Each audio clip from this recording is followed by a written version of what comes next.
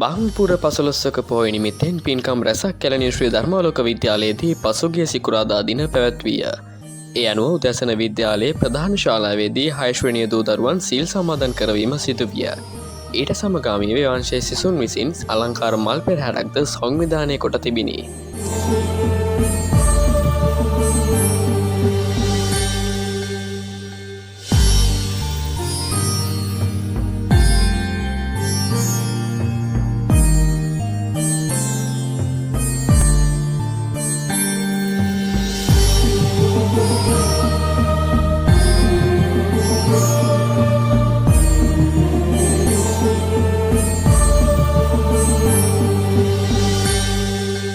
එම ධර්මදේශන සඳහා වැඩම කරනු ලැබුවේ පූජ්‍ය පොතුපිටියේ රේවත ස්වාමින් වහන්සේ.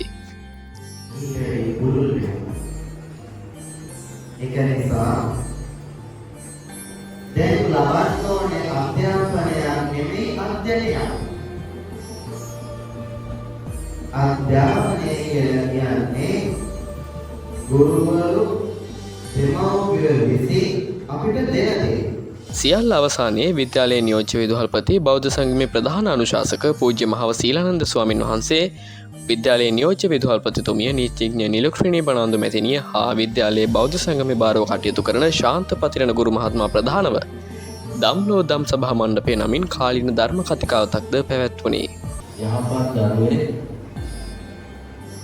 ගොඩනැගෙන්නේ කොහොමද? යහපත් දරුවෙක් ඇටියට හැදෙන්නේ වැඩෙන්නේ කොහොමද කියන මාතෘකාව යටතේ තමයි දැන් මේ ධර්ම සාකච්ඡාව පවත්වන්නේ. විද්‍යාලයේ බෞද්ධ සංගමයේ ප්‍රධාන අනුශාසක පූජ්‍ය මහව සීලානන්ද ස්වාමින් වහන්සේ හා විද්‍යාලයේ අනෙකුත් ස්වාමින් වහන්සේලාත් විදුහල්පතිතුමන්ගේත් මඟ පෙන්වීම යටතේ මෙම පින්කම් මාලා සංවිධානය කරනු ලැබුවේ 6 ශ්‍රේණි අංශ ප්‍රධාන ගුරු මහත්මිය හා 6 ශ්‍රේණි පන්ති භාර ගුරු බෞතුන්ගේ හා 6 ශ්‍රේණි සිසු දරු දැරියන්ගේ සහභාගීත්වයෙනි.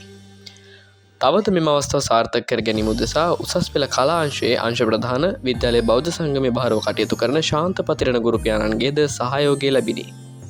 මෙම අවස්ථාවට විද්‍යාලයේ බෞද්ධ සංගමයේ දූ දරුවන්ගේ හා අනධ්‍යයන කාර්ය මණ්ඩලයේද සහයෝගය හිමි විය.